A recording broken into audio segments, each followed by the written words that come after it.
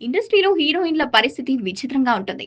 హీరోలతో పోలిస్తే హీరోయిన్ల కెరీర్ తక్కువ కాలం నుంచి, దీంతో వాళ్ళు వచ్చిన ప్రతి అవకాశాన్ని వినియోగించుకుంటున్నారు.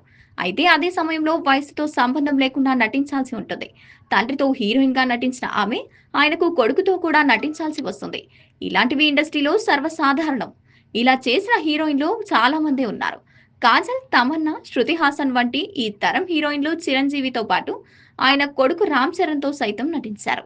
గతంలో అతిలోక సుందరి శ్రీదేవి సైతం అక్కినేని నాగేశ్వరరావుతో పాటు ఆయన తనయుడు నాగార్జునతో కూడా పలు సినిమాల్లో నటించారు.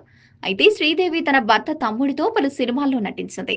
భూలోక సుందరిగా పేరుగాంచిన శ్రీదేవి తెలుగు, తమిళ, హిందీ భాషల్లో నటించి ఫుల్ పాపులారిటీని సంపాదించుకుంది. ముఖ్యంగా తెలుగులో స్టార్ హీరోయిన్ గా మంచి గుర్తింపు దక్కించుకుంది. ఎన్టీఆర్, ఏఎన్ఆర్, కృష్ణ వంటి పాత తరం హీరోలతో పాటు చిరంజీవి, నాగార్జున, వెంకటేష్ వంటి రెండో తరం హీరోలతో కూడా ఆమె నటించారు. తెలుగులో కెరీర్ పీక్ టైంలో ఉండగానే అమ్మడు బాలీవుడ్ బాట పట్టింది.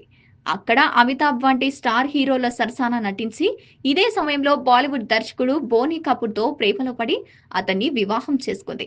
అయితే అప్పటికే బోనీ కపూర్‌కు వివాహం అయ్యింది. ఇదిలా ఉంటే బోనీ కపూర్ సొంత తమ్ముడు అనిల్ కపూర్‌తో కలిసి శ్రీదేవి పలు సినిమాల్లో నటించింది. వెండితెరపై వీరి జోడీ సూపర్ హిట్‌గా నిలిచింది. మిస్టర్ ఇండియా 1987, డార్లా 1994, జుదాయి 1977, కర్మ 1986, జాంబాజు 1986, రూప్ కి రాణి చోరోన్ కా రాజా 1993, లమ్హో 1991, హిర్ రంగు మిస్టర్ బెచారా 1996 వంటి సూపర్ హిట్ సినిమాల్లో ఈ జోడీ కనిపించి నటించారు. బోనీ కపూర్‌తో పెళ్లికి ముందు శ్రీదేవి అనిల్ కపూర్‌తో తెర మీద రొమాన్స్ చేసింది. ఒక సినిమాలో అయితే ఏకంగా శ్రీదేవిపై అత్యాచారం చేసే క్యారెక్టర్‌లో అనిల్ కుమార్ కనిపించాడు. ఇంత సొంత వదినను ఆన్ స్క్రీన్ రొమాన్స్ చేసిన హీరోలు అనిల్ కపూర్ నిలిచిపోయారు.